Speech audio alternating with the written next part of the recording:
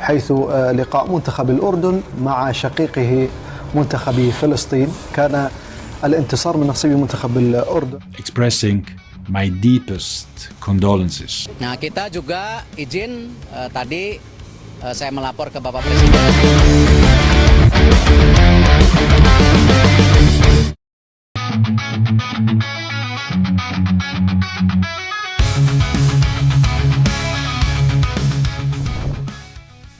Dunia sepak bola Asia tengah berguncang, dan siapa sangka di tengah konflik justru timnas Indonesia mendapat angin segar. Mari kita kupas tuntas bagaimana situasi internasional ini membuka peluang besar bagi Garuda untuk terbang lebih tinggi.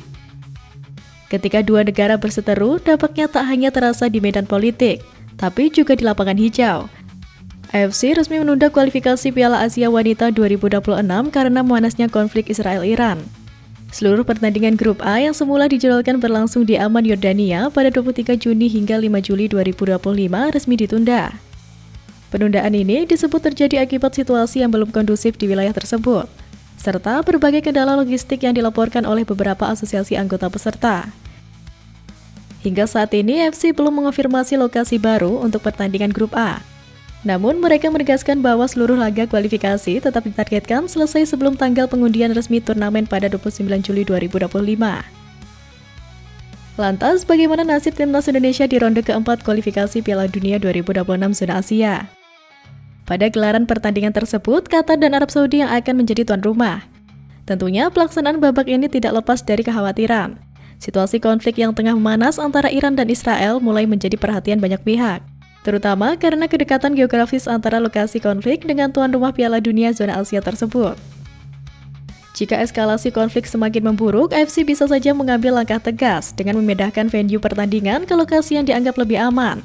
Dan tentunya, jika Qatar dan Arab Saudi batal jadi tuan rumah, tentunya juga menguntungkan bagi timnas Indonesia.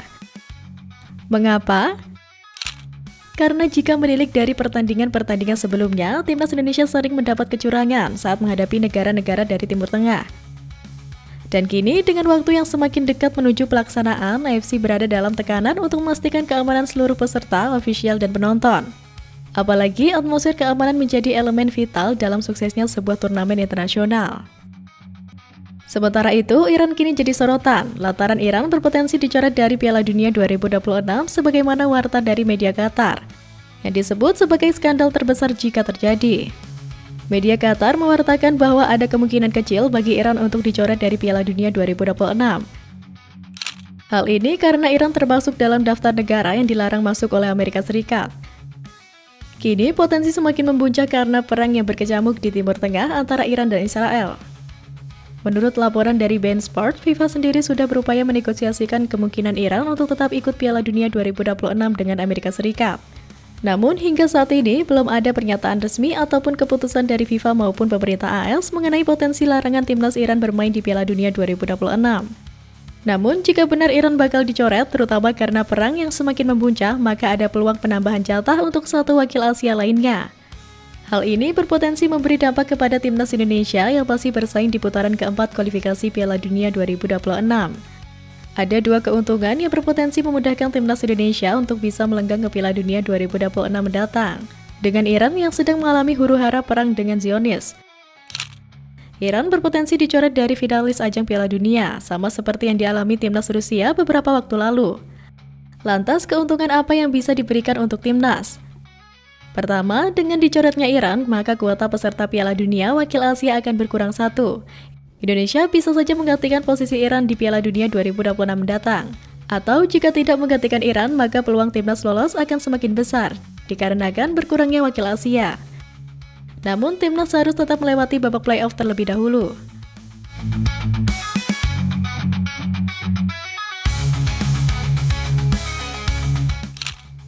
Dan di tengah perang yang berkecamuk, Palestina, negara yang menjadi korban kebrutalan Zionis Israel, terang-terangan mendukung timnas Indonesia untuk lolos ke Piala Dunia tahun depan. Dikepung oleh tim Timur Tengah, skuad Garuda mendapatkan doa dari penggawa Palestina. Hal tersebut diketahui Instagram @CLCGoal yang mewartakan bahwa anak asuh Patrick Kluivert bakal dikepung negara Timur Tengah. Menariknya, postingan tersebut justru dikomentari oleh pemain Palestina bernama Michael Termanini. Adapun Michael Termanini merupakan pemain andalan Palestina di round 3 kualifikasi Piala Dunia 2026. Sayangnya, perjuangan Palestina di babak ketiga kualifikasi Piala Dunia 2026 harus terhenti. Dukungan tersebut adalah suatu hal yang wajar dikarenakan Palestina dan Indonesia memiliki hubungan yang sangat baik. Sebagai sesama negara Muslim, Palestina sangat mendukung Indonesia untuk bisa maju lebih jauh lagi di kualifikasi Piala Dunia kali ini. Tapi tentu kita tak hanya mengandalkan keberuntungan atau dukungan moral. Mari kita bicara angka seberapa besar peluang skuad Garuda lolos dari ronde 4. Skuad Garuda melaju ke fase berikutnya usai finish di posisi 4 pada grup C putaran 3 kualifikasi Piala Dunia 2026 zona Asia. Dari grup C, timnas Indonesia berlaga di putaran 4 bersama timnas Arab Saudi, yang finish di posisi 3 dengan raihan 13 angka. Selain Indonesia dan Arab Saudi, ada 4 negara lain yang lolos ke fase berikutnya. Mereka adalah timnas Qatar dan timnas UAE yang berada di grup A, serta timnas Oman dan timnas Irak di grup B. Nantinya, 6 negara tersebut dibagi ke dalam 2 grup berisi masing-masing 3 tim dengan sistem round robin. 2 juara grup akan merebut 2 tiket otomatis terakhir ke putaran final Piala Dunia 2026. Sedangkan 2 runner-up grup akan diadu lagi untuk memperebutkan 1 slot di playoff antar konfederasi. Jika Indonesia ingin merebut tiket ke putaran final Piala Dunia 2026, tidak ada cara lain kecuali menang 2 kali. Dengan 6 angka, timnas Indonesia pasti akan jadi juara grup. Sementara 1 kali menang dan 1 seri alias 4 angka kemungkinan besar hanya membuahkan tiket ke babak kelima untuk menghadapi runner-up grup lain. Lalu bagaimana dengan 3 poin? Di atas kertas, angka ini cukup aman untuk posisi 2. Namun timnas Indonesia perlu memastikan untuk tim lain di grup tidak merebut 1 kemenangan. Jika itu terjadi, maka perhitungan akan sedikit rumit lantaran melibatkan head-to-head dengan selisih gol.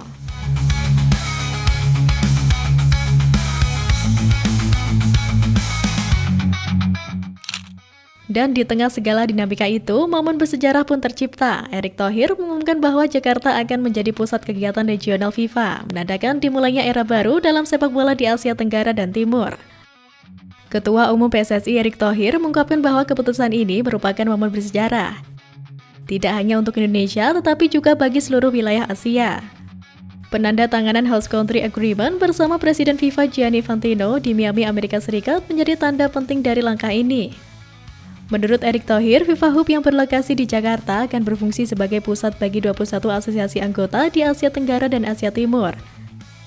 Hal ini juga menunjukkan komitmen Indonesia dalam memajukan olahraga dan memperkuat kerjasama antar negara di Asia. Langkah ini sejalan dengan visi Presiden FIFA yang berfokus pada pemerataan pertumbuhan sepak bola di seluruh dunia. Dalam pertemuan dengan Gianni Infantino, Erick Thohir mengungkapkan rasa terima kasihnya atas kemajuan yang telah diraih PSSI dalam 2 tahun terakhir. Ia menekankan bahwa Indonesia sebelumnya menghadapi berbagai tantangan, tetapi berkat dukungan dari FIFA dan kerja keras PSSI, banyak kemajuan yang telah dicapai, termasuk peningkatan prestasi timnas. PSSI baru-baru ini menerima penghargaan bergengsi, yaitu FIFA Forward Gold Award yang diserahkan di Miami. Penghargaan ini diberikan sebagai pengakuan atas keberhasilan PSSI dalam membangun PSSI National Training Center di ibu kota negara Nusantara melalui program FIFA Forward dengan total pendanaan mencapai 5,4 juta dolar Amerika Serikat. Keberhasilan ini mencerminkan komitmen PSSI dalam menciptakan infrastruktur sepak bola yang modern dan berkelanjutan. Diharapkan PSSI National Training Center dapat menjadi pusat pelatihan berkualitas bagi para pemain muda Indonesia dan mendukung pengembangan sepak bola di seluruh tanah air. Atas gebrakan ini, sepertinya para rival timnas boleh sedikit merasa iri ya guys.